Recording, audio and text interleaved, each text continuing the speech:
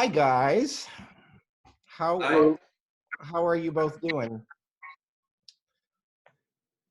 Good? I'm just the beginning of the weekend, so we we did hard work at the vineyard, so that's Yeah. great to talk about just and drink and talk about wine now. That's good for us, and very glad to share this meeting with Brendan. That's cool because I see him not every day, but every week, but just we say hi because it's always the Twitter or but never take the time to talk. So that's quite nice. Yeah, it's good.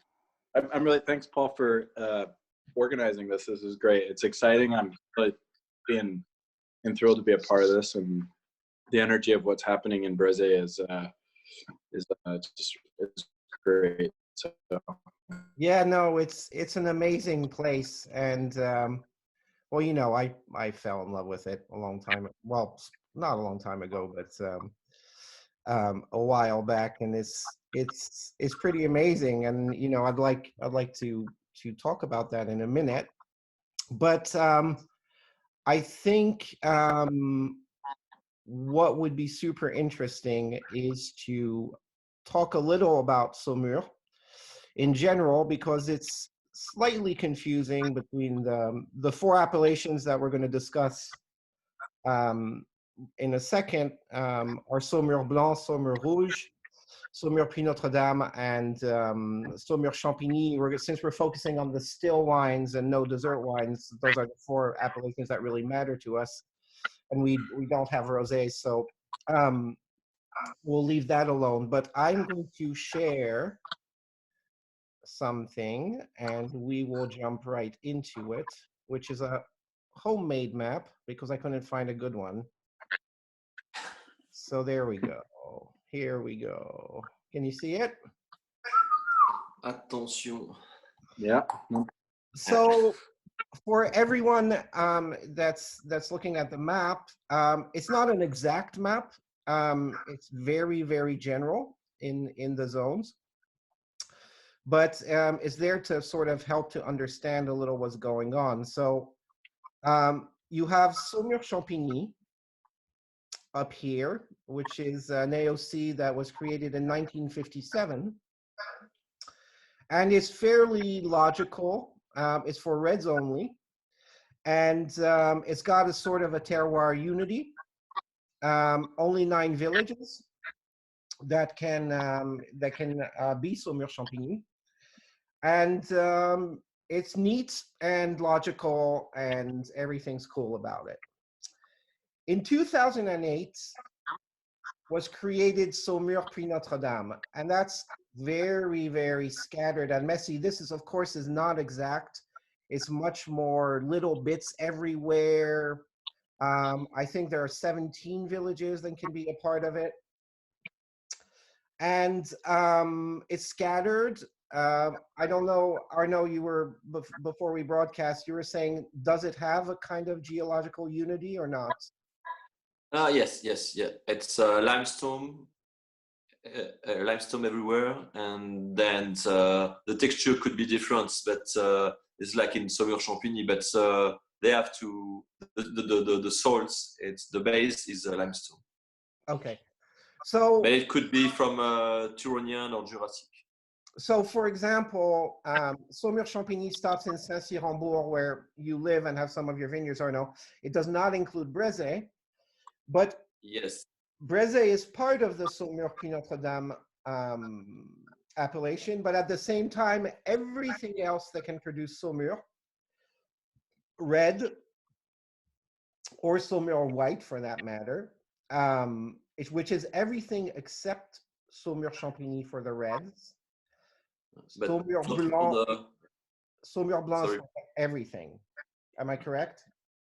Yeah, but for the little history, Brézé could have been in Saumur Champigny area.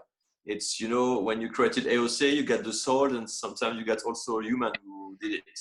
And right. So the owner from the castle of Brézé didn't want to be a part of the Saumur Champigny in 1957. So that's why Brézé is not in Saumur Champigny, which at the end, it's good because that's we have now perhaps 30%, not more, of white wine, so Chenin in Brézé. And if Brézé just go in or went in the area of Saumur-Champigny, I think we were not there today.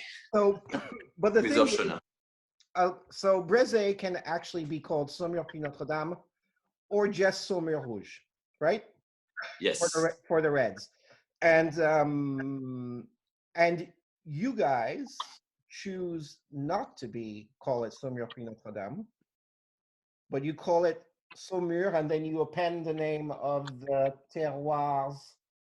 Well, you don't, Brendan, but Arnaud and Romain do. What's the reason to not call it Saumur Puy Notre Dame? Is there any reason? Yeah.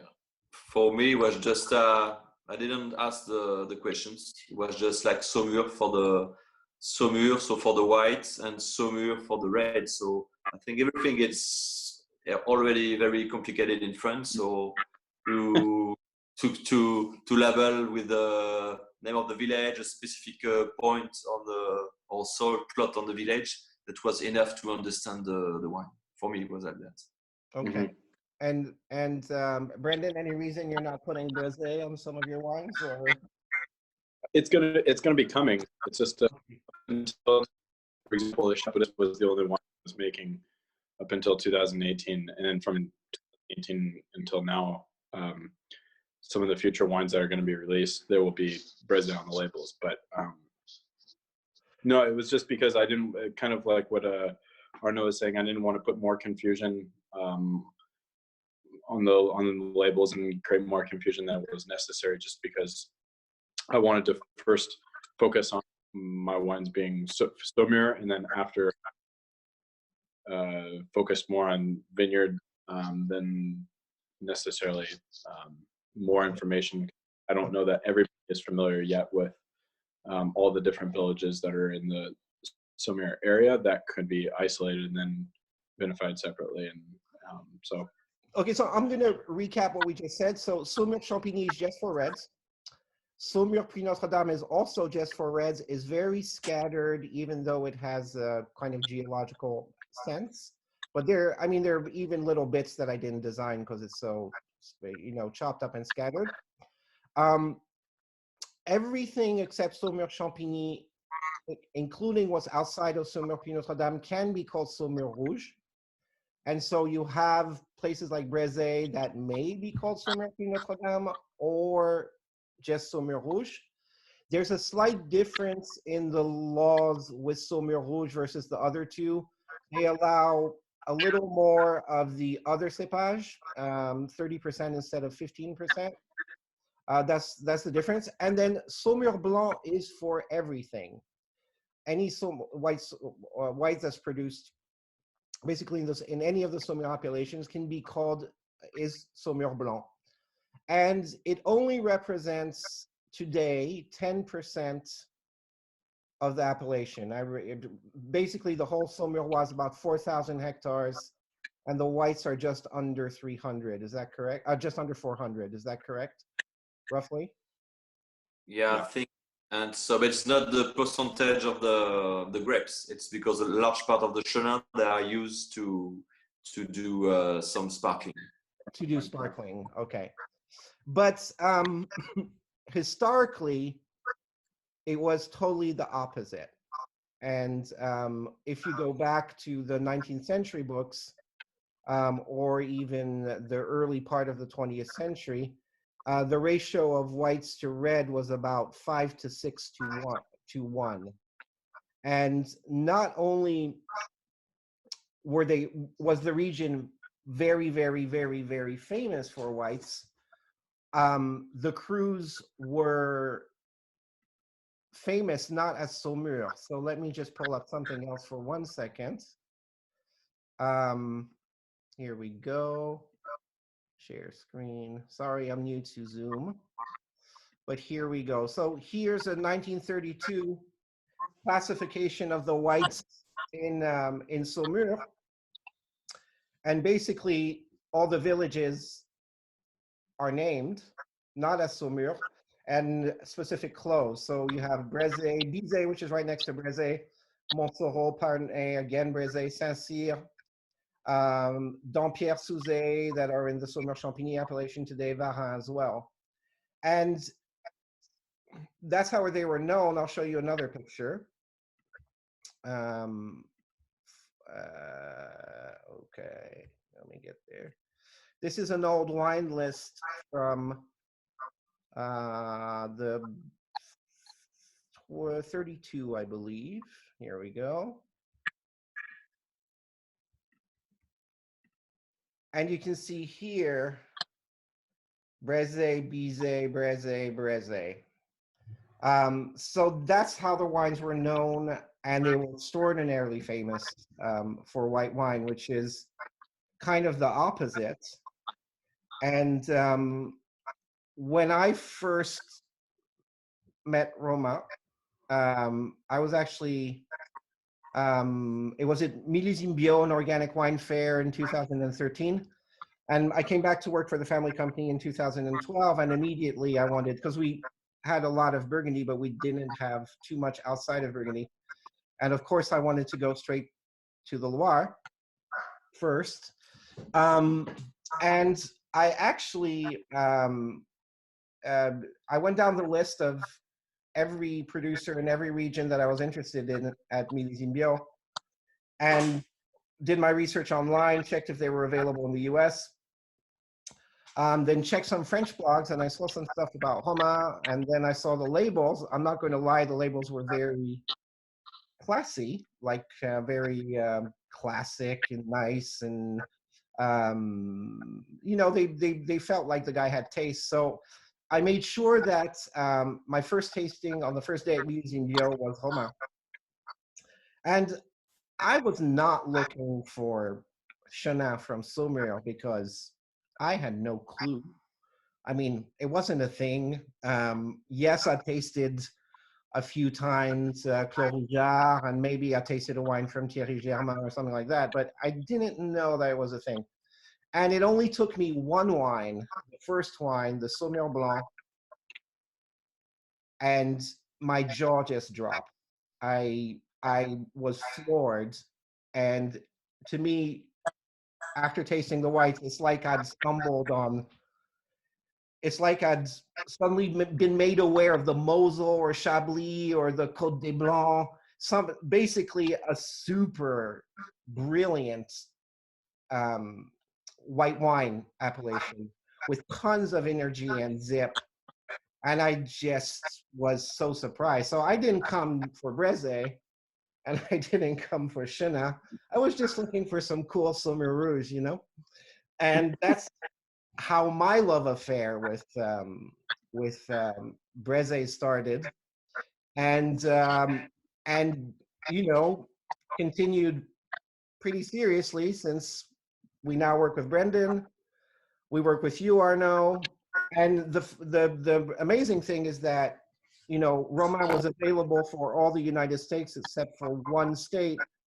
And a couple of years later, thanks to Ted Vance, who said, yeah, I should really go taste the wines at your place, you were pretty free for most of the country too, which kind of, given the quality of the terroir, it just amazes me.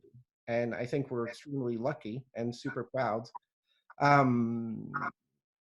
And I think we have 5 domains in Saumur, and we need to stop. That's my New Year's vow, no more Saumur. But you know, when I talk to Romain about it, or you guys, it's like, you know, you have 3 guys in Volnay, so what's the difference? And I'm like, okay, yeah, sure, that's the way. So that's what Brezé means to me. I stumbled on one of the great terroirs in the world, and I would like to know what it means to you. I know, Brendan, that you're in Saumur because of Brezé. Yeah, correct. Yeah. So yeah, I came to Brezé before I was working in retail in Paris, and kind of like you, Paul, I remember the exact moment that I drank a bottle of Brezé from Roma. It was Brezé 2008, actually, and 2008 was, I think, across France was a really interesting that the press, I think, put aside and everything. But coming from my point of view, it was one of the best white wines that I had tasted up until that point in my career, being someone really young in wine. And that energy that I tasted was something that hooked me, and it sparked a curiosity. I got to get to know this place. I got to get to know all the people that are producing wines in this area, and that was what led me on the adventure of coming here. But yes, to answer your question, it was Breze that led me here for sure, and it's still what's keeping me here. I wouldn't be still today if it wasn't for me getting vineyards in Breze also. And you Arnaud, you had when you leased the vines in Breze, you didn't really need them. You already had a pretty sizable domain, and you could have taken the easy road. But you leased a substantial amount of vines in Breze. Why? It's when I started to make wine, I was not alone. I was with my father. He was a guy who want to do a lot of things, so always going on, and so he got this opportunity because he was very close to the Marquise de Dreux-Breze, so the owner of the castle, and so her son just asked my father to care about the vineyards, and of course the Breze, the quality of the wines, they were not there, but the image, and so we would like to go on that challenge because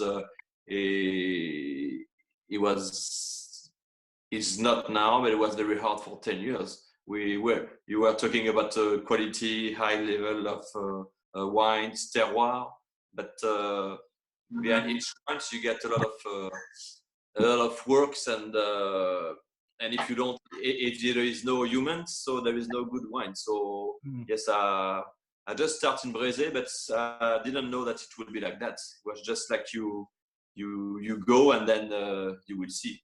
It's so now I'm discovering after 10 years the potential of the soils, and I'm sure that it's just the beginning, because we'll talk about that after, but we have to care about the aging to let the wines more alive than me I'm doing. We're definitely going to be talking about everything you guys do in farming, but so the key with Breze, I've always heard, is limestone in a way, but I'd like to kind of explain that a little more in detail. So I'm going to pull up one of the most amazing websites on the planet. Here we go. And the Loire totally did the greatest job of mapping the geology of their vineyards. Not everything's there, but it's pretty much there from Montlouis all the way to Muscadet. It sadly doesn't include Vouvray. And then they put it used to be a CD, but now they've put it online. So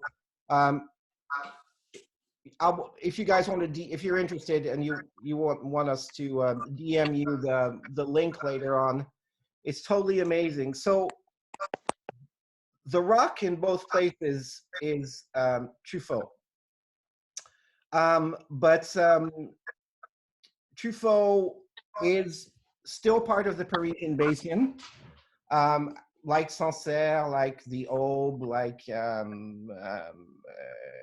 Sancerre, the Aube. What am I looking for? Chablis, of course. So it's a form of limestone chalk. Chalk is not exactly correct. I've been told by Brenna, because Brenna's my Hermione Granger. She keeps me on the right track with vocabulary. But today I read James Wilson, and he calls it chalk, so I'm going to allow myself to disobey Brenna and call it a chalk. So it's Truffaut. It's younger.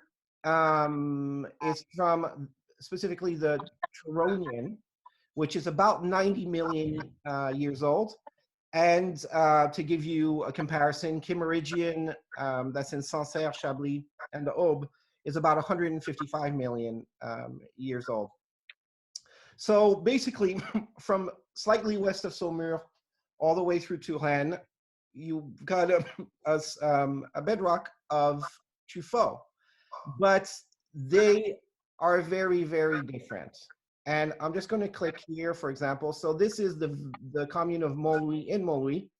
And yes, you have your tuffeau here. I'm clicking, but why is it not giving me the horizon profondeur? Here we go. Montlouis-sur-Loire. That's what I want. Is it my internet? Oh no, it's not working. Okay, let me.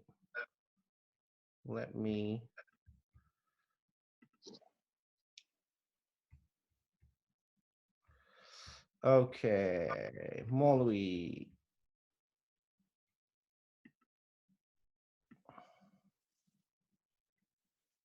Montlouis-sur-Loire. And I want horizon de profondeur.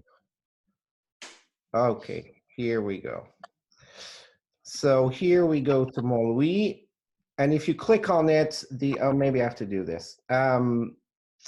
All your info comes up here on the left here. So these big blocks, like these brick, are in fact tuffeau.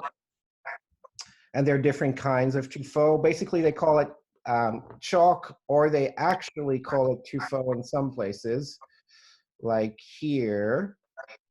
Craie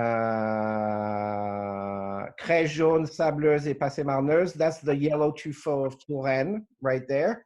But what you notice also in Montlouis is that all of this stuff everywhere, those are very, very deep sands or clays with silex. So in fact, there are fewer vineyards directly on the limestone, and lots of them are on pretty deep soils that are not very heavy, but still. Now, if you go to Saumur, and for example, let's go to Brézé, and let's zoom in. So the first difference you see is that it is almost completely on the tuffeau. Do you guys, you know your soils pretty well. Do you guys want to talk about that a little? Arnaud's the master, but at a point I would love to say something.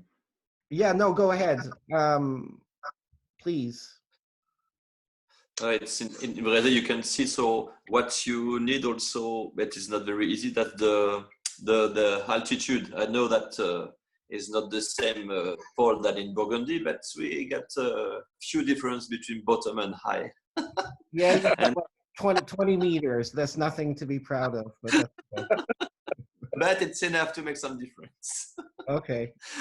So when you get the big green, that's the forest of the castle of Brézé, and just close to that, that's the top of the hill of Brézé. So the color, it's like part of yellow, purple, and so on that place. So there is just the only place. It's just a few parts. There is no limestone, but everywhere. So it's everywhere you get some limestone. And what I like in Brézé, that's why also we're calling about Brézé as a cru, but could be several cru, because the limestones give the freshness, the precision, the high level of acidity and low pH, but the texture of the soils are also totally different. Yes, so let me pull those up. Yeah, that's what we get in Brézé. Yeah, that's what is in more in purple, blue purple. That's the part with the clay, but it's also always a mix with sand and clays. Never like heavy clay, or just exception because we are in France. But for the rest, it's more like a light color, orange, greens, yellow. That means you get a lot of sand or limon, or even materials and sand or so that's something. Silty sand. This is clay sand. This always sand. There is always sand with something. That's make the very big difference between the other village. I always compare so my other village, Saint-Cyr-en-Bourg and Brézé. And so in Brézé, I'm sure that the soils have been made with a lot of movement of river.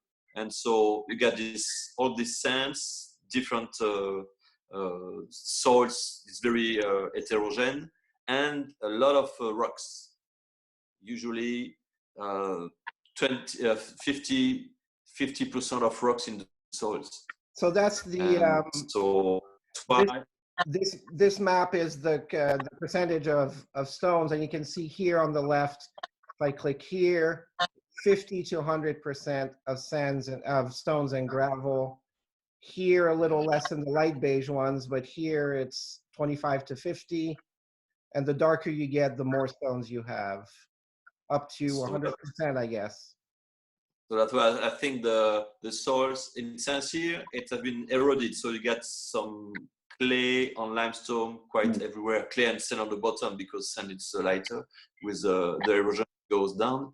But in Brézé, and so that's why in Brézé the wines, white or red, they are always very straight and pure, with less power in the middle of the mouth, because these powers came from all the waters comes through the roots before the harvest and be stuck in the soil. So be stuck with clay, but when you get 50% of rocks, you can't stock a lot of things. So it's very specific from Brézé.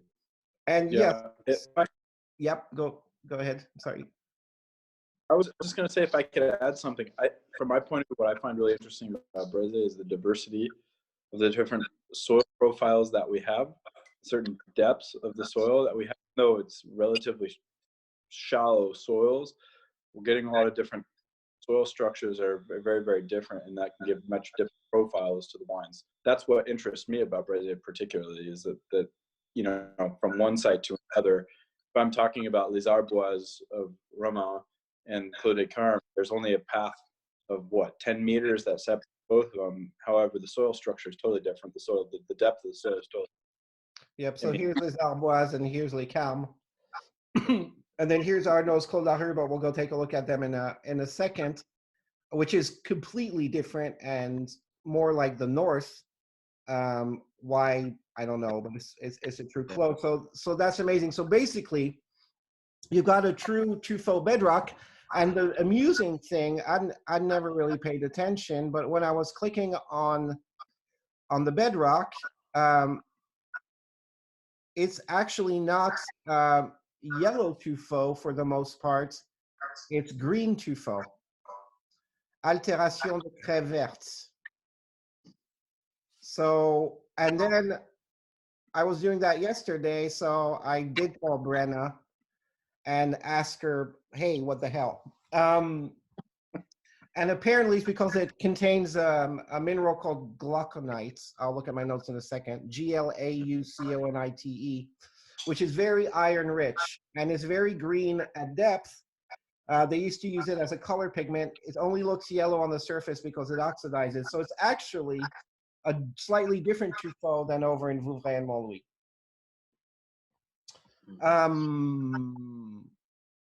Any comments? Did you know about the green tuffeau? I know, but sometimes that's why sometimes you don't have the answers. We'll say, okay, it's green tuffeau, but what it gives to the soil. So, but now I don't want to answer all my questions.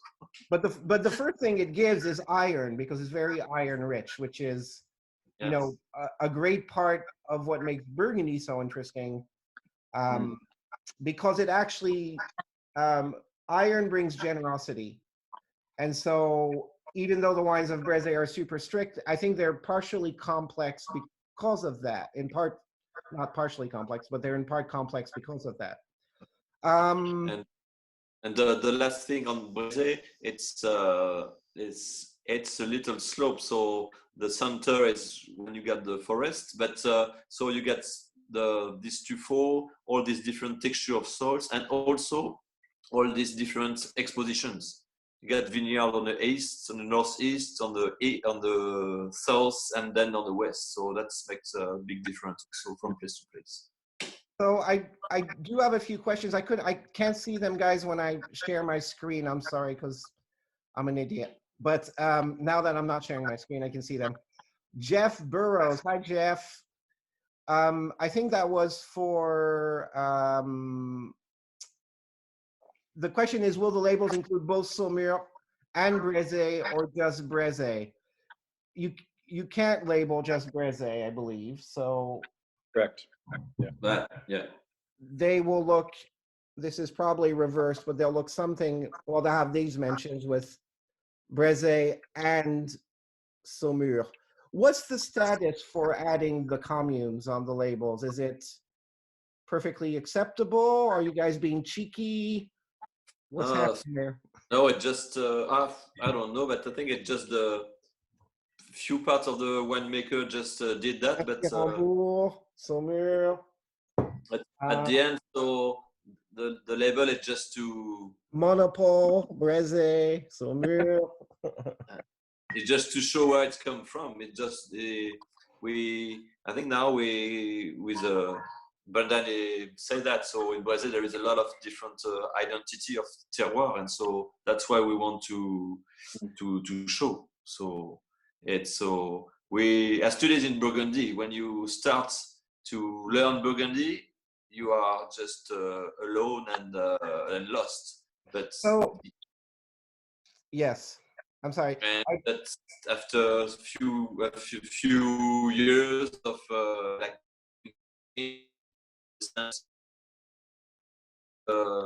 Romain did that before, but it was, I think, the first with the Clos Rougeard to put the name of the village, because there is a very specific identity. So that's why we want to show it. I got a couple more questions. Where did I get my t-shirt Kool-Aid Serrant? I can't say. It hasn't been officially approved, so I'm going to leave that one alone. IC, hi IC. Thanks for helping with all of these, IC. Does the Truffaut actually look green or does it look yellow? I know it. I've read that it oxidizes and becomes yellow. So do you actually see green Truffaut or do you see yellow Truffaut? Usually it's more yellow.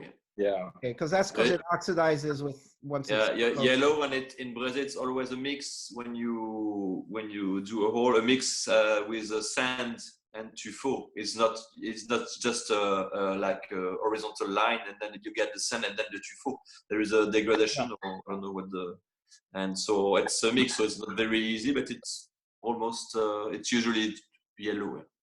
And Pascaline has a super geeky question. Hi, Pascaline. Of course, it's going to be geeky. Does the glauconite allow for a wider choice of rootstocks? Because Truffaut can be pretty dramatic on the vines, right? It's a pretty hard place to cultivate, no? Wow, I think that's diving into a big question. It depends on how we want to orient, what angle we want to take that on in terms of the rootstocks, but in terms of what it's going to give in the wine, or how it's going to no if it allows you more liberty with viticulture, with more choices in the roots in your Portogreffe, I guess.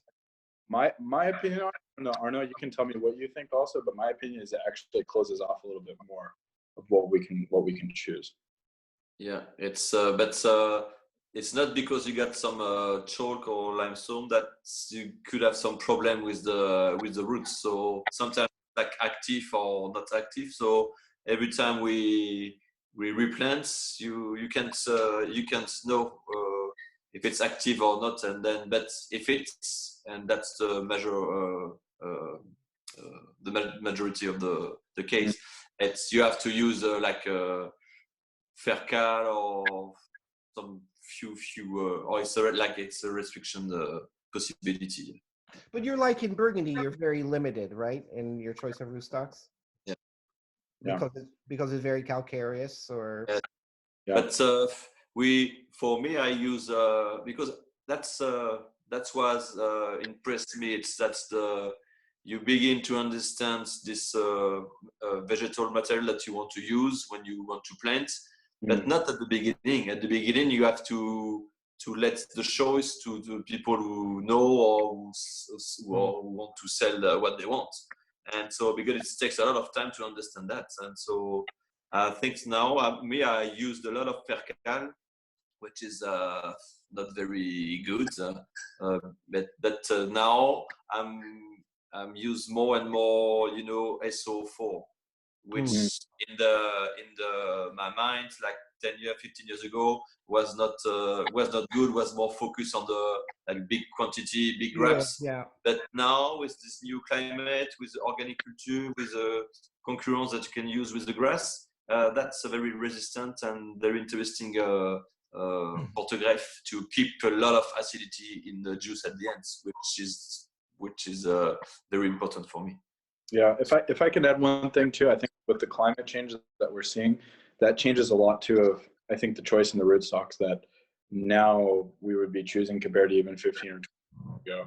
I know I say that because we're asking ourselves a lot of questions around certain rootstocks that he used to plant, for example, even replant Clos des Carmes. It was Ripari Agro, and now we're seeing Ripari Agro. It's good because, it gives really good quality fruit. However, we're seeing with climate change, with the warmer conditions and the droughts that are more spread out, that it can be a little bit more difficult too, for the vines to be in good health. So I think things are also changing in terms of the spectrum of what we can and why we choose certain rootstocks now. Cool. There are a few questions about winemaking and the wines themselves. We'll get to that in a second, but we're going to go talk about Breze, and I'm going to share something again. Here we go. Are you guys drinking anything? I'm feeling alone here. Yes, I'm drinking. I have 8 wines open of the three domains. So right now I'm on Clos des Carmes 2015. But let me share this. Sorry, let me get rid of that. And let me figure out what I'm doing here. Here we go. So let's go visit Breze a little. So you're in Saumur, and just southeast of it, or duly south, is the hill of Breze, which faces, the vineyards face south, east, and north, and just a few west. So it's kind of like Corton Charlemagne, by the way. I thought you'd like to know that. The only hill in Burgundy where you have Grand Crus that almost do a 360. So there you go. It's the hills in the Loire are not very spectacular. They call them buttes, which is more, like a mound, but there is a difference, and there's enough grade, so I guess, it drains, but also they are the outcroppings of Tuffeau. I assume the soils are much deeper down in the plains. And we're going to visit a little all the clos that these guys do. So let me show you the grade first. It's not very impressive, but I just want to show, there's a grade, there's Arboise, and there's Clos des Carmes, which is about 10, 15 meters difference. So let's start around here, because in a place called Bourgain, because what's fascinating about Bourgain is that not only does Arnaud, Guiberteau, Romain, but also Clos Rougeard have their Breze. Arnaud, you have a cuvée in it, and this you have 2 cuvées in it. Did you say? Yeah. I'll let you talk. And Romain, does Bourgain still go into the Breze bottling? Brendan? What was your question, Paul? You guys talk to us about Bourgogne. What you have in it? Where does it go? Yeah. So I will start. And so Bourgogne, it's for me the most important lieu-dit in Brésil. So it's the one. So it's east expositions with a large part of clay. That's the place where they get more clay. So a very cold soil with a lot of power, but also in this very big lieu-dit, it's not the same quality everywhere. So where you get just little like pink, where you use the name Bourgogne, and just on the left, and then close to the road. All these lands are very, very interesting with more part of Here. more. It's clay. Yeah, this one. It's sand and clay. So that's make you get a lot of energy in the wines, a lot of power, but it's never heavy. So you make a cuvée called Bourgogne, en Bourgogne, I guess. Yeah, it's just close, just on the left where you get a little tree, and so it's just here, right? I remember the tree. It's very interesting because you got this one, then just my neighbors is Clorja, and then a few meters after it's Romain. So it's Romain around here. And Brendan, where does the Bourgogne go? In which cuvée? Brézé, I guess. Bourgogne, well, we separated actually. The top part of Bourgogne, which is much more interesting, until the mid slope, from top to the mid slope down, goes into Brézé, and then the low slope goes into the Domaine bottling. Okay. And you have a brand new wine, correct, which is here, called Ardillon. That's right. You want to tell us about that? That's what I'm drinking. Yeah, so it's small. It's a half a hectare in size. We're in similar soils. I wouldn't say it's not like Bourgogne. It's because my vineyard's facing more actually the southwest. So where I'm on the other side of the slope, while Bourgogne is more facing northeast. It's colder, and mine's southwest, so it's warmer, but still much similar in soil structure as Bourgogne. So more clay, sand than other sites that have more maybe sand based. And they're super old vines, right? That's right. Yeah, they're about what we guess when I went to the the customs, the Domaine, and I did some administrative things with them. They normally have the ages of when all the vines of anybody were planted. They weren't able to tell me, which means, based on my guess,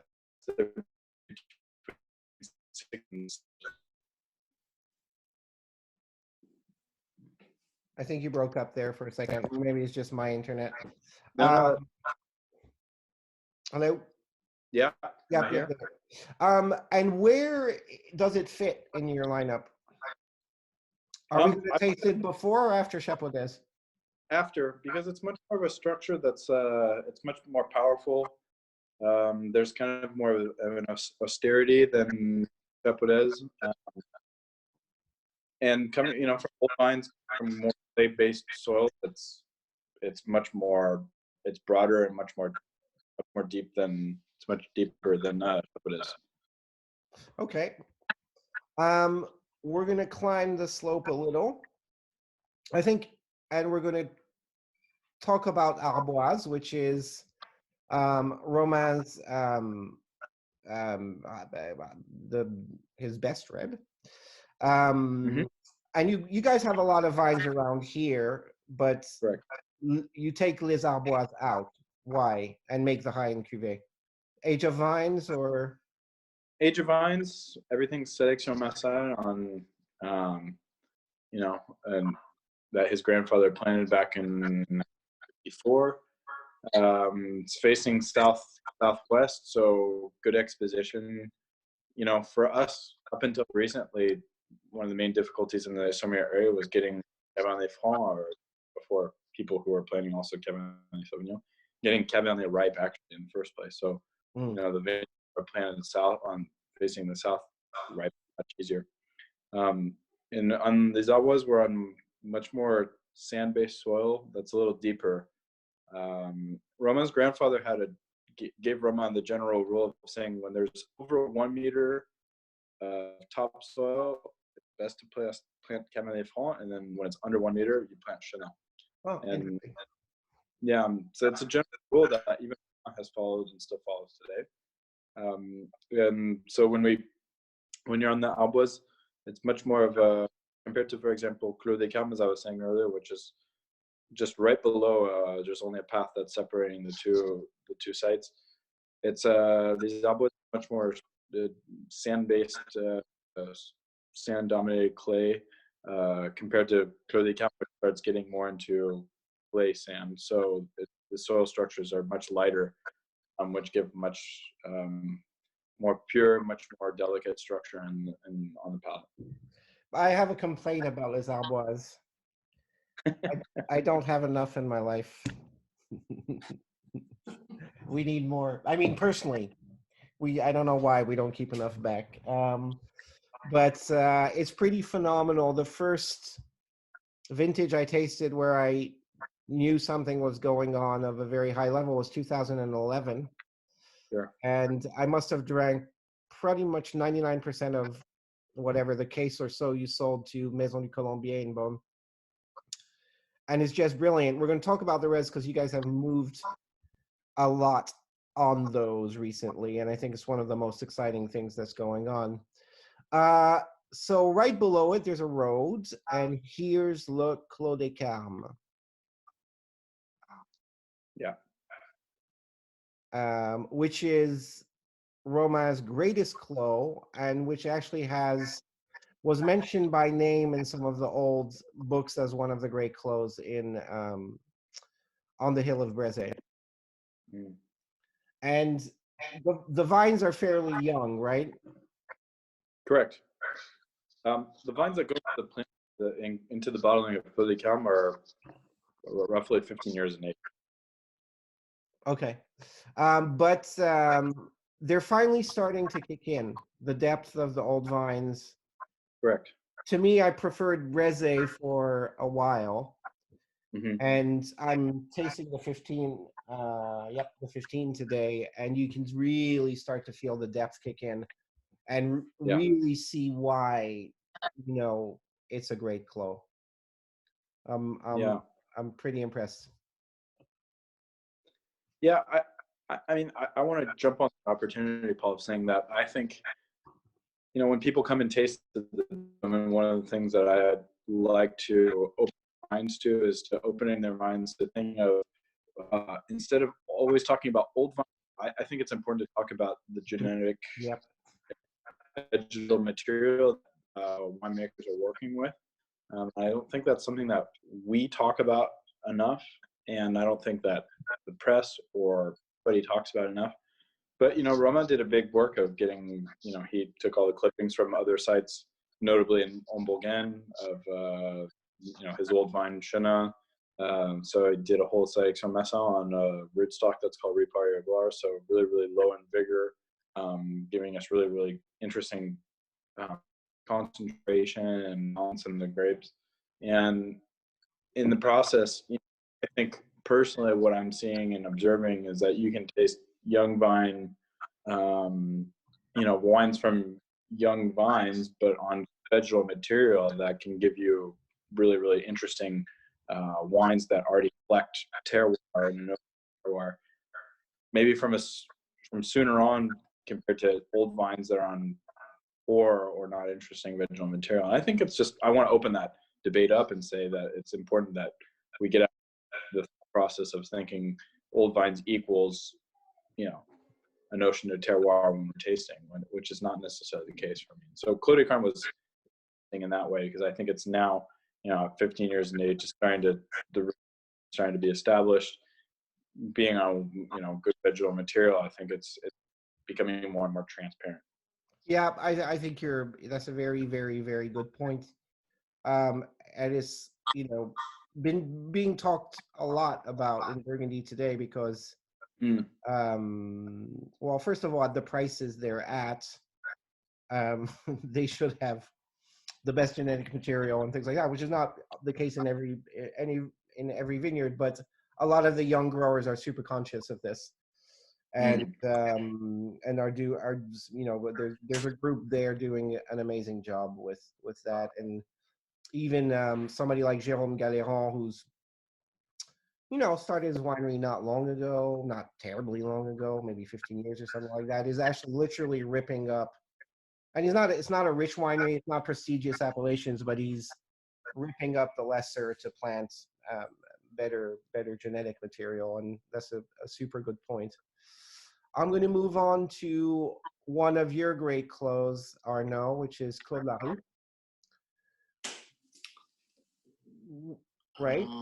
Yeah, that's quite interesting clos. We saw just on the map where we were studying the soils. It's a very unique place. So sometimes nature is just amazing. So that's 2 hectares, but really use 1 hectare and a half, because there is a parts where we get problem with the vegetal with the roots, and so the grapes are not very good. So that's why I understand like a few years ago, and so it's very like everything. The nature made everything to make a wine with there's not the density that we can have in both. But it's you get lines or west expositions, and so you get this beginning of exotic fruits. That's not a lot because I don't want to go that way. And so there is a slide of 35 centimeters of alluvial materials. So it's very light with 35% of rocks. So here it is. Yeah, right? Yeah, that's this one. And so you can see it's a unique color in this context that is totally bizarre, actually. It's huge. It's just amazing because you really don't understand why it's like that. But it's not just on the map. When you are on the land, it's different from the neighbors. So that's great clos where if you want to make some wines with a lot of flavor and flavor with a high level of acidity, and so with designs of alluvial materials, and then that give the energy, and then to bring a minimum of power in the middle of the mouth, but not too much. You got like 20 centimeters of clay, and then you are on the limestone. So it's that's what you can just feel that in the wines. So yeah, you get the sand, you get the alluvial materials, the clay, and the tuffeau. So it's very complex soils. It's certainly one of your densest and most mineral wines, I believe. And for a long time, I had a clear preference of Claude Larue over Claude David, but could be, changing my mind a little. We're going to go just under that. Your Domaine red or so your basic red in Saumur, in Brezé is actually a clos. Yeah. This one. Yeah, that's the Clos Mazuric. It's one of my best red wines. So for the wines as a Domaine, so very on the juice that you can just drink on the 2 or 3 first years after the bottling, and so that's why I want to stay on that way with that clos. It's different from the Claude Larue. It's not too far. On the map you can see the Claude Larue just up on the screen, but it's on the Claude Mazuric. There is 50% of silex, which are mixed with alluvial materials and clay. So You can feel the clay in the texture because it's really quite rich and very round. You can feel. Yeah, but if you want to compare and understand, you have to try this Clos Mazuric, and with the other cuvée, it's in Saint-Cyr, which is also on the clay and the same vinification. It's called Terre Rouge. Yeah. And there is always more density, more sensation of like sweetness, sucrosity with the clay in Saint-Cyr. But in Mazuric, you get this clay, but you get this 50% of rocks that makes the wine very straight and so more light. And so we're talking, Brendan was talking about when it's just shallow soil, it's better to use Chenin.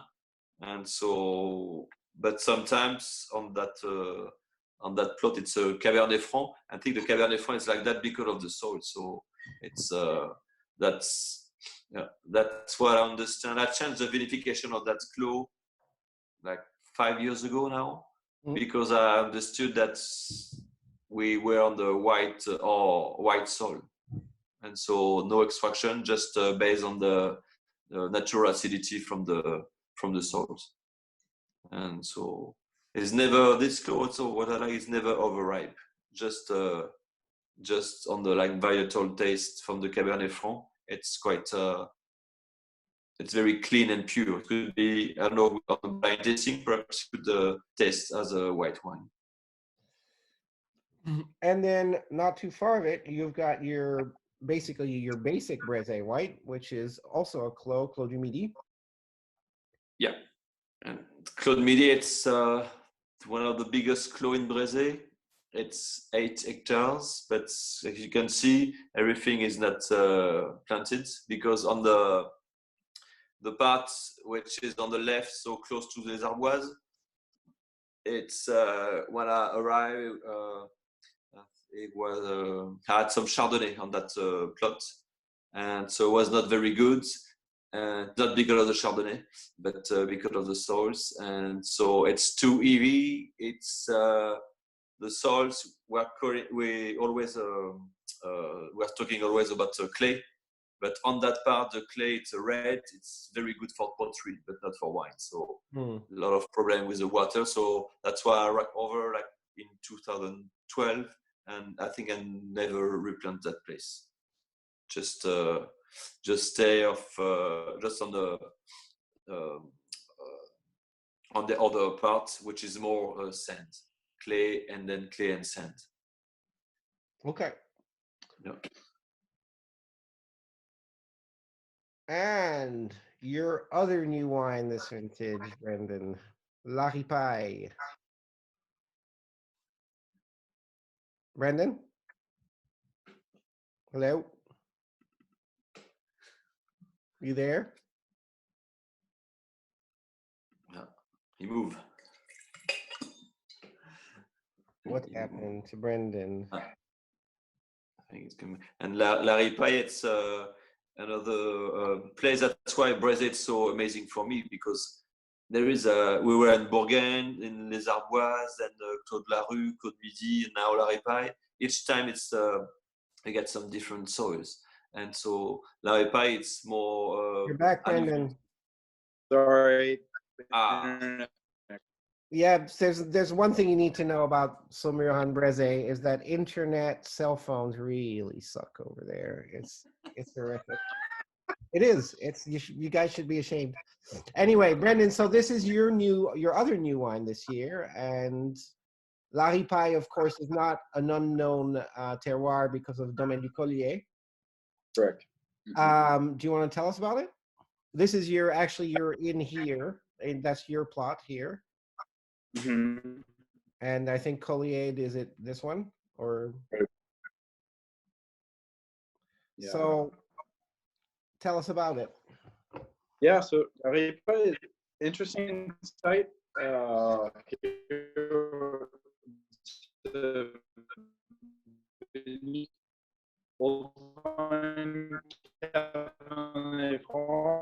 Same thing, between 60 and 70 years old in age, facing the west. So we're kind of on the starting to get towards not the lower slope, but kind of maybe a mid to lower slope part of Brizzy.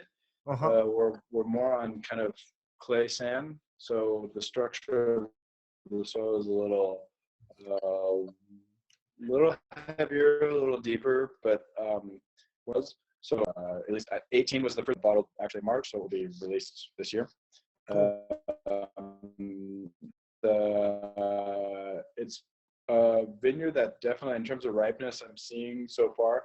I'm not having a hard time getting a grapes ripe, whether it be phonetically or on paper or anything. Really interesting. So it's a site that gives lots of fruit, maybe more kind of on a side of kind of black fruit, kind of darker fruit than kind of red fruit aromatically. But I don't know if you guys were talking about it when I was having internet problems, but in terms of the vinification, I think more and more Arnaud, Romain, and I were backing away from how we extract and everything, and so I'm looking for in that site to get the phenolic ripeness, but not necessarily extract too much tannin. Yeah, I'd love to ask you more about that in a second. About the winemaking in reds, because you guys have really changed that a lot. So here's the duo of Guichot and Chapeaudet. Claude Guichot with Romain and Chapeaudet with you. Yeah. And I'm tasting the 17 Chapeaudet, and it's so different from what I don't know. I don't have a 17 Guichot to compare it with. But it's so different to what I think Guichot tastes like, which is usually, it's like the friendliest of all the whites to me. It's the golden retriever of the bunch. Yeah, it's happy. It's it's got a muffin top. It's super rewarding. It's not the sushi knife of some of the other cuvées. And dudes, that is an insane. It's ballsy. I mean, it's in your face. Electric mineral. It's hardcore, but I mean a really, really, really good way. I love those kinds of wines. That's what I fell in love with Breze, and that's why I fell in love with Breze in the first place. So what's, I mean, since you're involved in both, is there a difference, or is it more the spirit of the Domaine versus the spirit of your Domaine? The site is very similar. I would say, but both Romain and I, we could harvest really at the same time and be really the same. It comes down to the difference between the Chapeaudet and, for example, for the Guichot. Stylistic comes down to the choice of more or less fermentations, élevage, because in terms of the time of élevage, it's but really in terms of the vessels that we're using, it's different. But I would say that it's a site that, let's say, we only have maybe 50 centimeters, 60 centimeters of topsoil before really being on the Truffaut. So it's one of, if not the first sites that we're harvesting. We're always getting ripeness that's becoming more and more a problem actually for us, because it's a little too much, but that's another subject. I would say, so in terms of getting the flesh that we need in the wine, it's never a problem. It's, for me, and my vision of things, I want acidity in the wine. So I'm harvesting often 3 to 4 days, a little bit before Romain for Claude Guichot.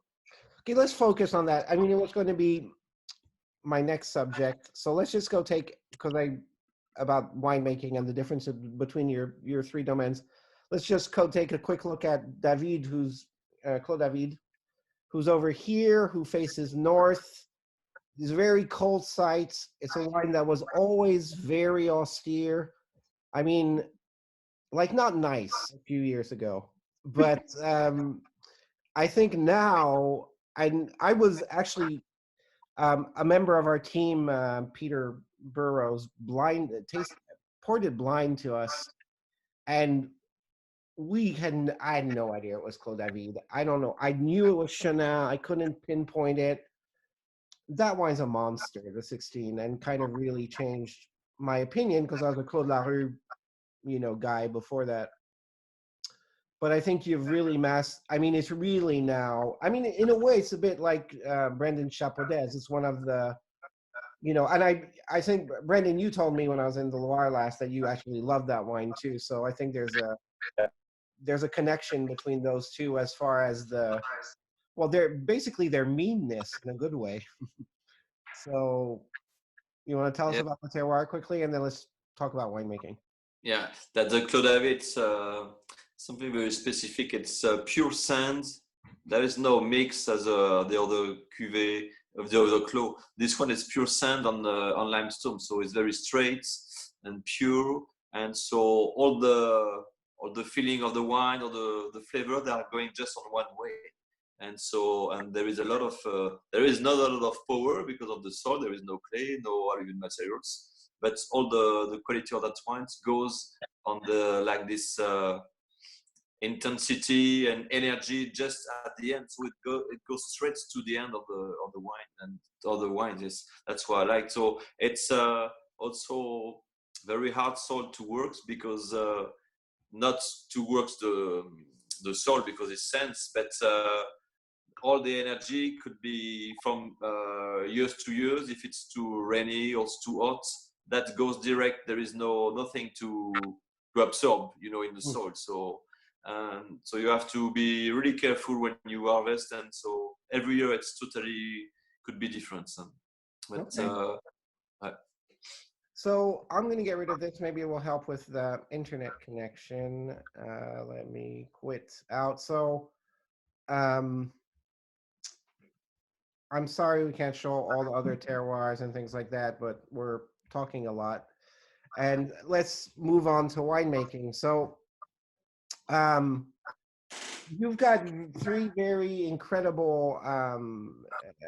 incredibly different styles. So Brendan, I don't know what your official title is at Guiberteau, but you're pretty much chef de cave as part of what you do, right?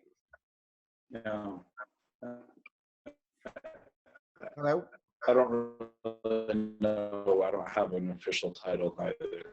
No, you do everything, but you're pretty much the guy in the cellar, carrying out the daily duties. And yeah, I'm in the vineyards.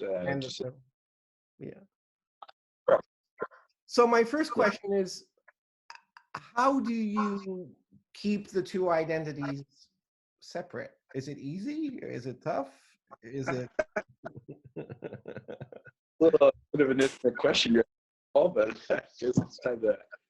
Now, on a daily basis, it works out fine. Pretty much, just Roman and I both come to a conclusion that he is already a very well-established winemaker. His Domaine's well known and everything. It's much different. I'm an American, and so I'm trying to do my thing and make wine that I want to drink and that I want to sell. So for me, on a daily basis, it's fine. We've both agreed that we have different visions in terms of how we want to make our different wines for our different labels, and we have mutual respect for that. And, okay. We just carry out, both of us, we do what the other person chooses to do, and we don't step over lines. So would you care to go over the main differences? I find, we all know how great Guiberteau can be aromatically, and when you hit the right bottle, it just transports you to another place. They're richer aromatically. They're like completely nuts aromatically, and there's maybe a little more élevage, obviously. Yeah. But you also mentioned picking a little earlier for you. Do you want to run through what you do, what Roman does really quickly on the whites? Sure. Yeah, just briefly. Roma has maybe an approach where he wants to go to a élevage that's maybe a little bit more, that has a little bit more content than what I would go to myself. And that's stylistically because we go towards something that's maybe focusing more on the purity of the terroir and of the wine from a younger age on, while he's going more from a vision of he wants the purity of the wine and the terroir to be coming out over time and maybe over a longer period of time. So in terms of the choice of the élevage, it's much different. But generally speaking, that's. Okay. You have no new oak on Chapodes? Correct. On Chapodes, you do not. On my Braise that will be coming out, I will have some new oak. Okay. What's maybe I'll ask Arnaud this because he uses a little more new oak sometimes. So let me go to Arnaud. Arnaud, what's your philosophy for white?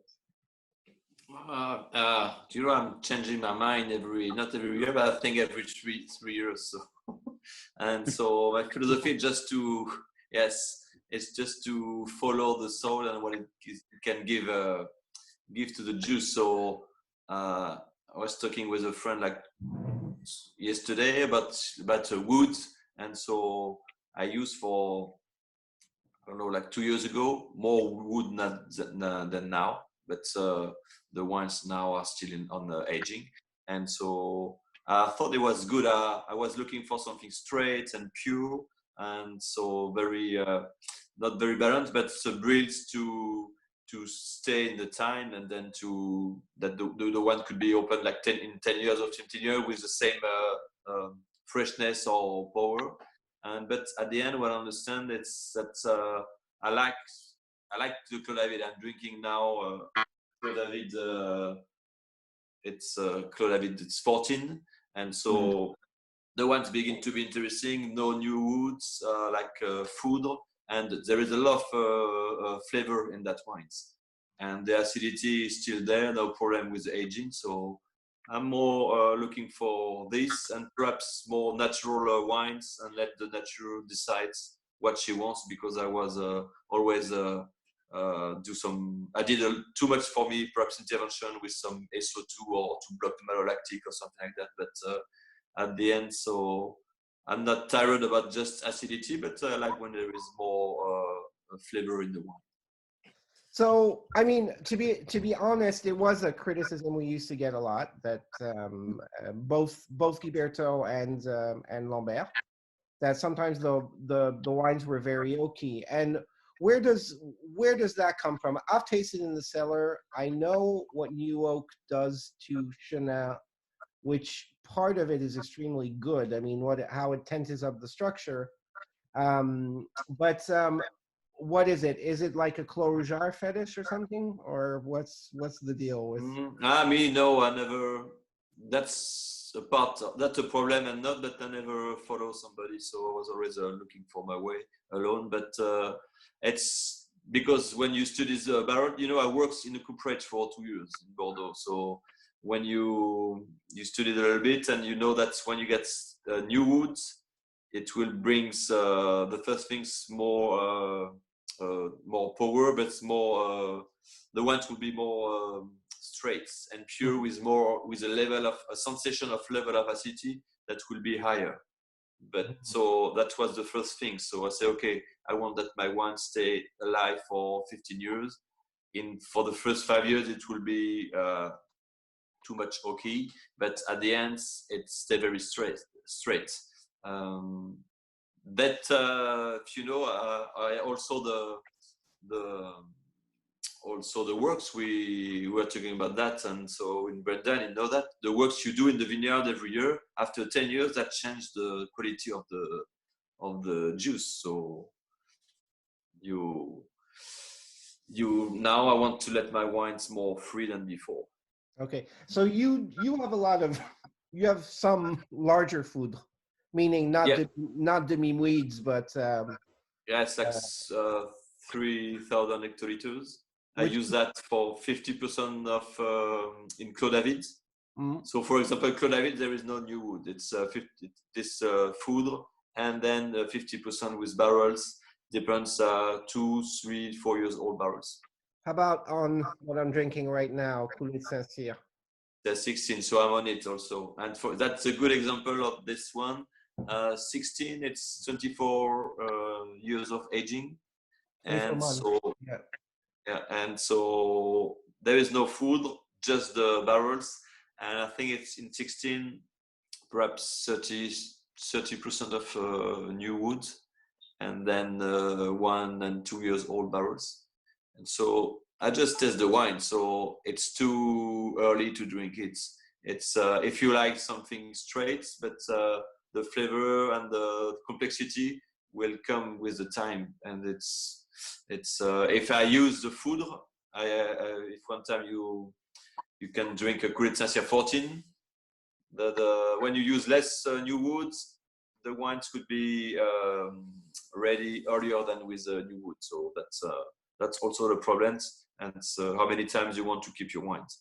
And so we have a couple technical questions.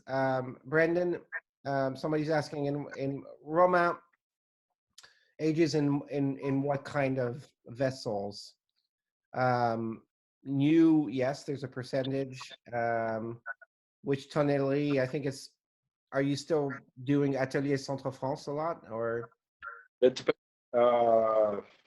depends on the bottling. Depends on just it depends. But generally speaking, we're working pretty much with 225 liter, 228 liter size barrels from 3 to 4 different coopers. Atelier Centre France for whites.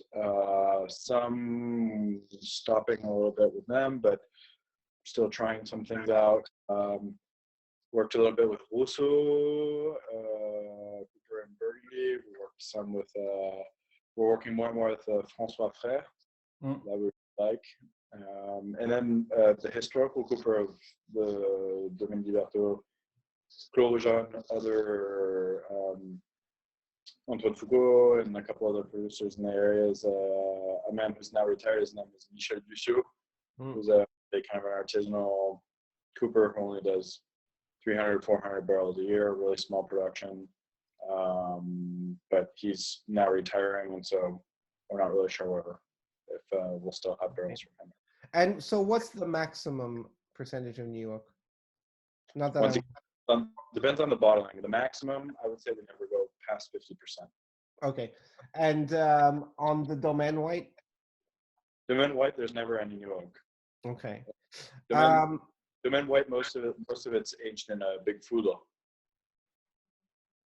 And Malo on Chenin and Brezé. Does it happen? Does it not happen because of pH? Is that an urban legend? Do you have to block it? What's going on with Malo? I mean, if you stick your finger in an electrical socket, what's going to happen? Ain't not a lot's going to happen after. You're going to be grounded. You're going to be floored. No, I mean, Arnaud, I don't know how it goes for you, but for us, it's we do block it more because we want the wine to be stable. We don't want the wines when we ship them across the world. We don't want there to be any problems with it, even though we do filter a little bit. We just want to make sure that the clients that get the wines are stable and there's not going to be any Malo.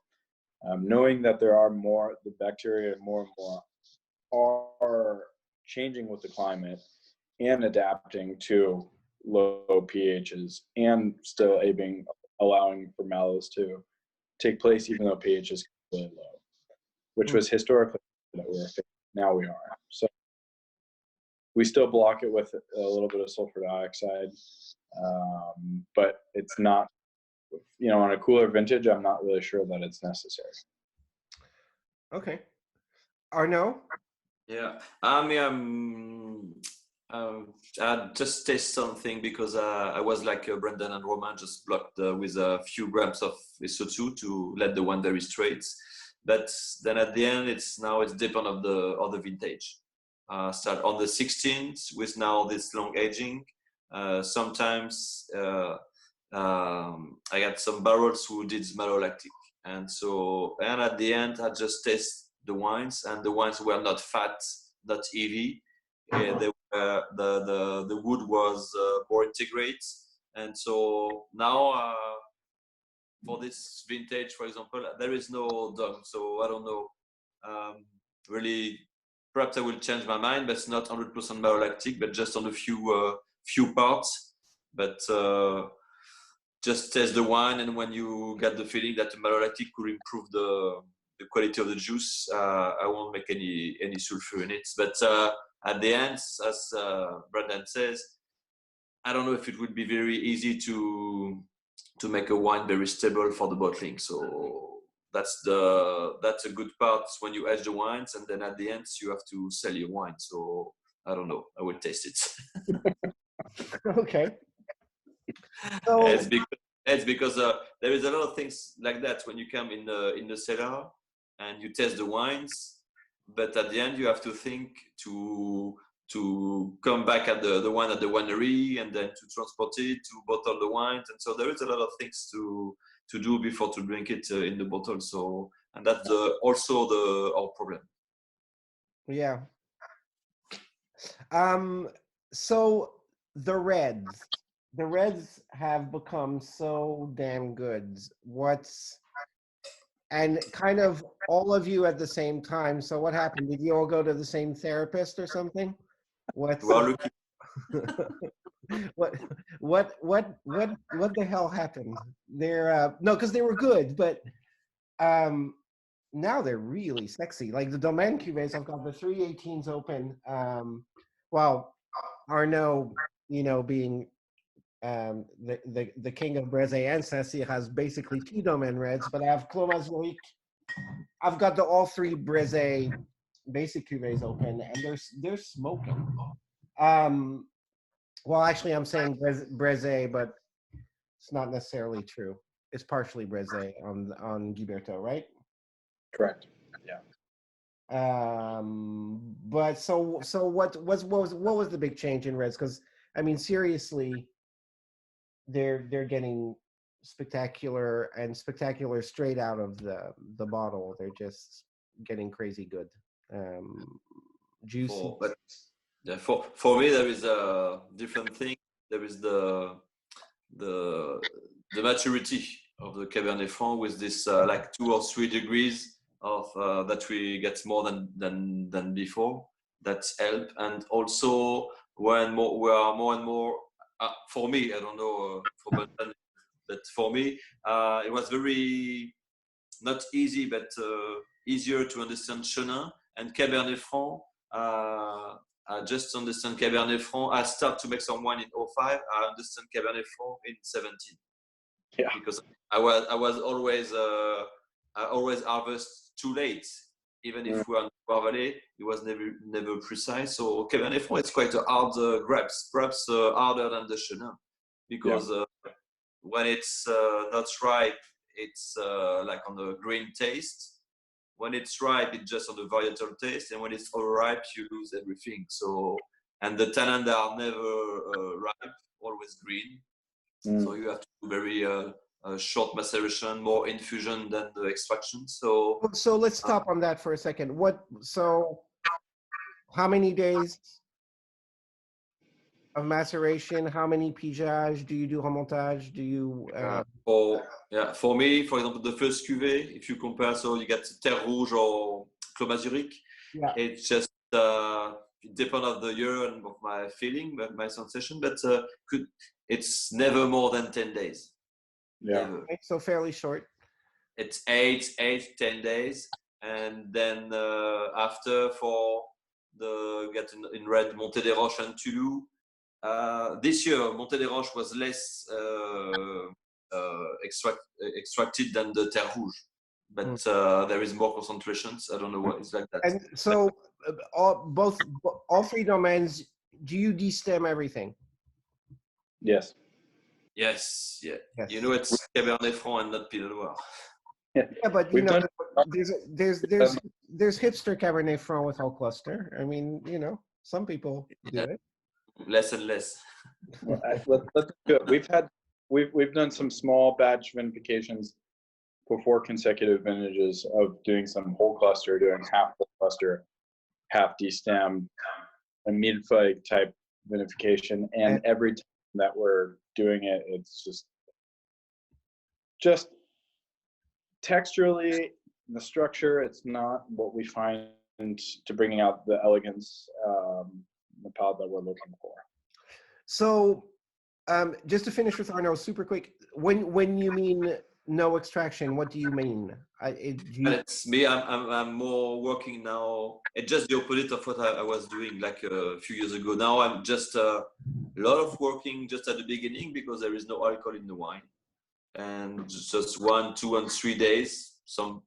There is no pigeage because the tank I use, but some pumping over like twice a day, and then after the third day, fourth day, just begin to stop everything and just wet the cap and then wait and then test the wines. It's also because we were in Saint-Cyr and Brézé, we have got this pH from the whites. We can do that. That's why also we are talking about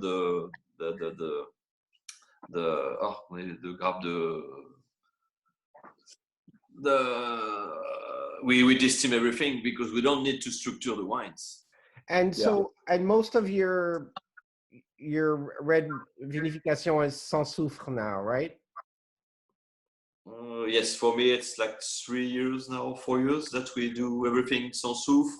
And so the first bottling also there are sans soufre for the reds. For the white I just add 1 gram at the bottling. Okay. And so but there is no problem to one. It's because also of the work we did at the vineyards.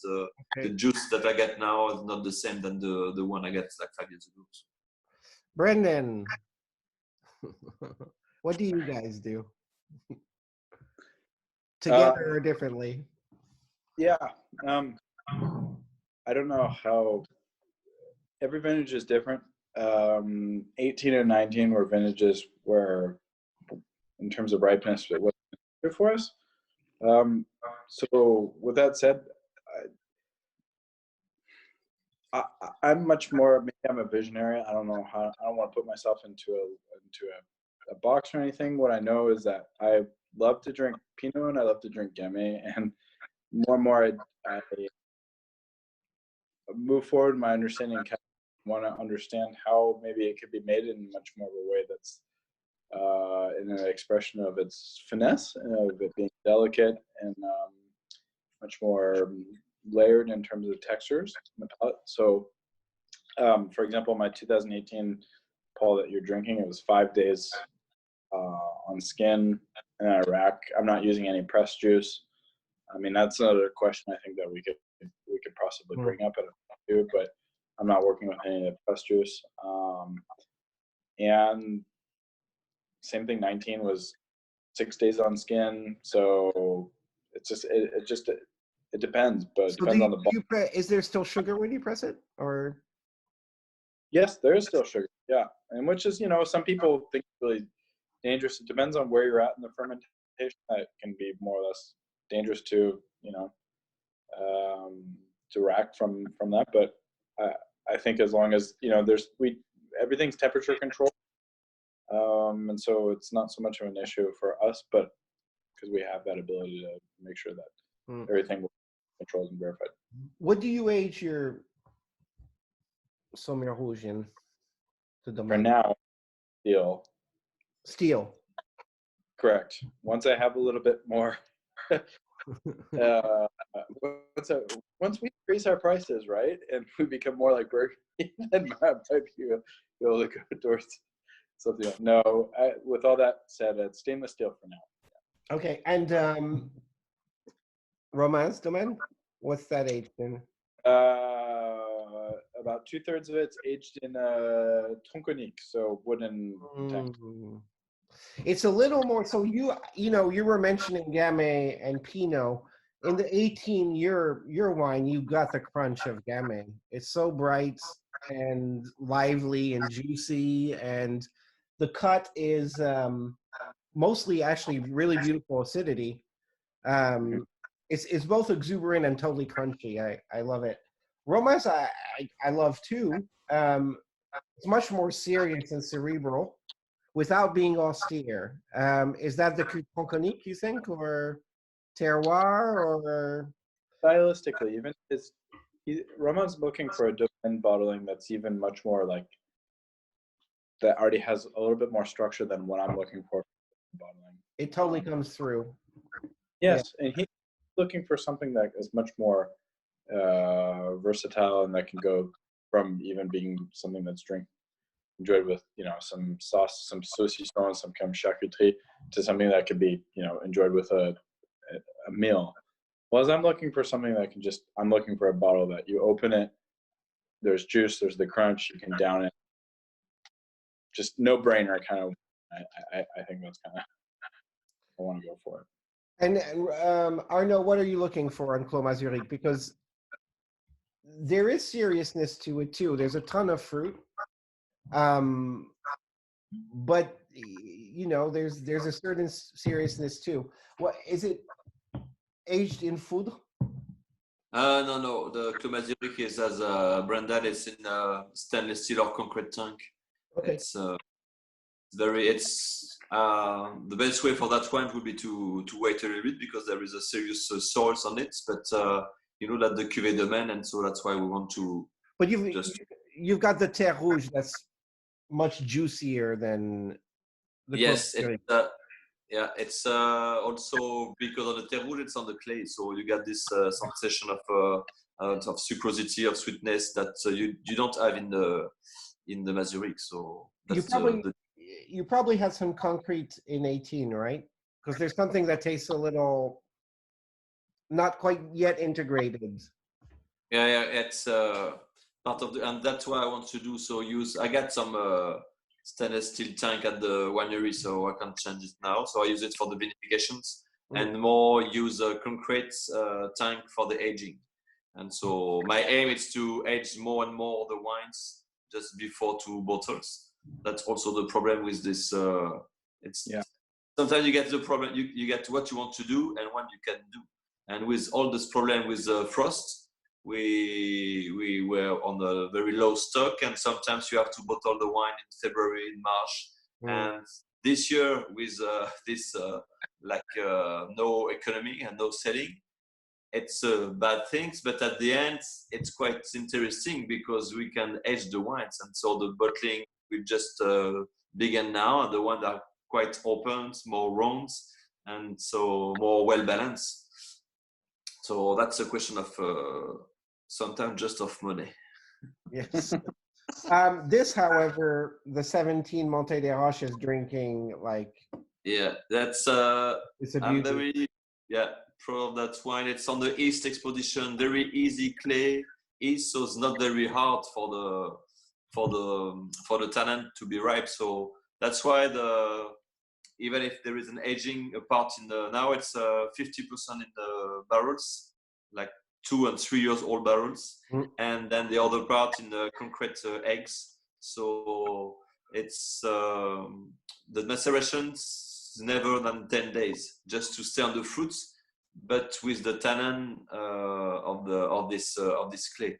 And so what I want to do now when I harvest, it's just to harvest just on the very precise taste of the Cabernet Franc. And so with the times, the wines could be it will be age alone. So that's why 17 is good now, but we bottle 18, and so I want to wait 1 year to put the wine on the market. So that's usually in Saint-Cyr you have to wait like 4 years before to drink the wines. I don't know. That one's just showing beautifully. I mean, it's you can feel the clay and the richness. It's just super seductive. It's really stunning. We've been on for an hour and a half, and we still even have not talked about farming. But I guess we should definitely talk a little bit about farming before we have a midnight supper. Brendan, where are you guys at? You used to have a fetish for horses. I still have my fetish for horses, and that's kind of the long-term project. With that on the side, So everything we're farming, everything organic, whether it be Broma for myself, everything's organic. We're not doing any biodynamic farming. I'm putting into practice a certain method that's called the Yves Arnaud method. Yes, I know who he is. The elusive Yves Arnaud. Whether we like him and his method or not, I have a certain. So long story short, to explain to everybody that's watching, what it is we're wanting to give back, put back into the soil what we've been taking out for a long time. So replenishing soil with additions of organic matter, notably through cow manure and also green fertilizers. So we're using fava beans, rye, all sorts of mixtures that we can sow to have better soil structure and to increase the fertility in the soils. And that's a vision that is for us really important to come back to before looking towards biodynamic farming. This is, once again, our vision of things. I speak from behalf and for myself. Before we get into something that's maybe a little bit more esoteric or a little bit more abstract, we're wanting to become really pragmatic and understand how our soils can function and be in good health and be in good balance before putting on another component, adding another component that might enhance the rest of everything. So in the process of adding this method that's supposed to increase fertility and everything, we're seeing that it takes time. And so biodynamic farming is the future, I think, of what we're going to go for. But as of right now, we want to make sure that the soils are sensitive and will be able to react to biodynamic farming if we put it into place. Okay. Arnaud?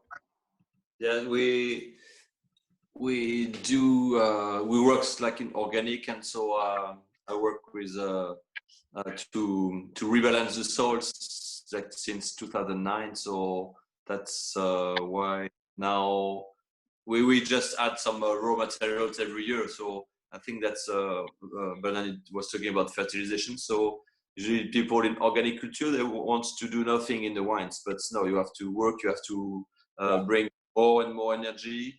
And then after, when you rebalance your vineyard, that's what I saw in Brazil.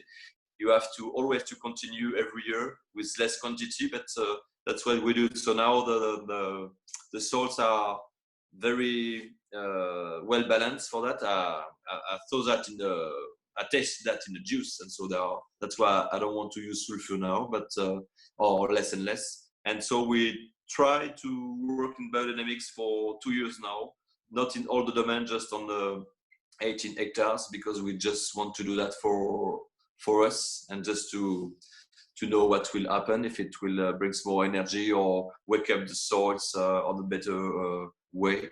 I don't know. I really don't know where I'm going, but because it's there's a lot of like esoteric questions that I really don't understand. But that's okay. You have a guru. You have a guru, right? You took on Michel Chevret as a consultant. Yes, yeah. Michel is my light for that. So trust Michel is from Claude Lécotard and used to work for Thierry Germain, whom we also work with. But as a side project to his Domaine, which is really tiny, he is a biodynamic consultant, and I hear he's wonderful. No? Yeah. It's that's what I like in this, because you get a part of the biodynamics that me and so the guy who works with me, we don't understand now. But Michel is very like a pragmatic guy, so can just explain. And biodynamic is not just to spray something. It's just a way to see and to rediscover, or to discover your vineyards, the place where you work for 10 years or 15 years. And sometimes you get another visions, another acts to see the vineyard or the grapes. And so that's to prune at a good time, to take care about some action in the vineyard at a good time, just to come back on the all the way and just take the time to do the things, not to be. And so that's why that's what we like. It's just not to control the times, but to do the things when the nature need it. So that's where we are going now. But you've also, I think you did some pretty serious soil studies to adapt your viticulture to each parcel rather than have a general recipe. Is that correct?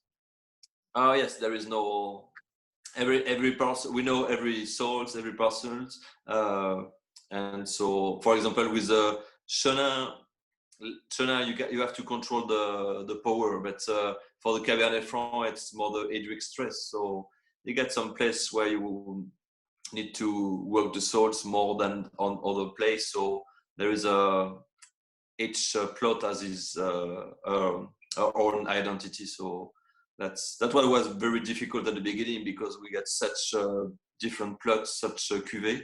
But what we do now, and what I can test in the wine, it's that every year you get the same identity on each plot, which is very interesting. Yeah. Okay, cool. Well, okay, we've been going on for 1 hour 40. It's nice to see you guys, and I wish it could be in person and we could be drinking Burgundy too and other things, but I guess we should probably end this at some point. Anything you want to add, or that we did not talk about, or? But thank you for your knowledge about Sauveur, because this year I understood and just some new things, and also I'm very proud. Yeah, it's proud to work with some guy like Brendan and Brazil, because there is no we're not fighting, we are working together. And there was an interesting question before. How many people bottle wine from Brazil? Brendan can't help me, but I think there is so Brendan, Romain, Antoine Foucault, and now just a few not hectares, but few rows with Antoine Sanzé, and me, perhaps 5 or 6. More in organic culture. So so there's not that many, because most people are still belong to the cooperative. Is that correct? Yes, or they do their own wines, but it's not on the same way than us. It's, but in Brazil there is 300 hectares, and so I think with this so we are perhaps on 55 hectares in organic, not more. Okay. I'm going to let you go, but next time we're going to rank the Chenins on Brézé per domaine from the meanest to the nicest. How about that? Okay, thank you both. Okay. Talk to you soon. Love you. Bye. Bye. Good. Bon weekend. Yeah, you have a great weekend too. Okay. Ciao. Bye, guys. Bye.